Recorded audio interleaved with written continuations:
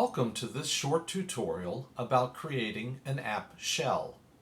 It's important to build this foundation before getting into any detail work.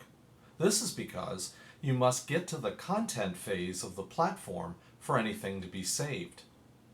Building the shell only takes a couple of minutes. Here's how.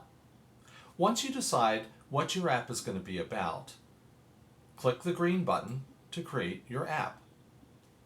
Give it a name,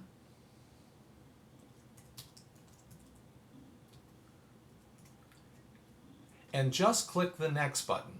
You can come back later to add a description and tags, and even add collaborators later.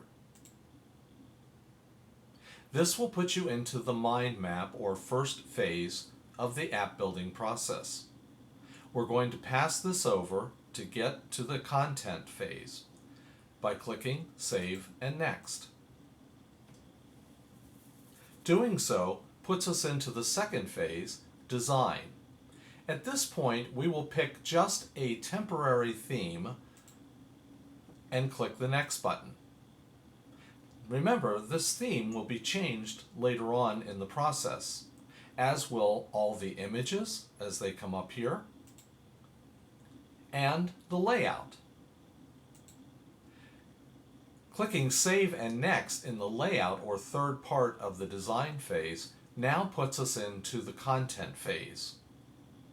Once we're in the content phase, we're now ready to start building the detailed part of our app. If we want to go back and create the mind map for it, we just click that phase and it'll send us back to the mind map. The same is true with the edit design phase and so on.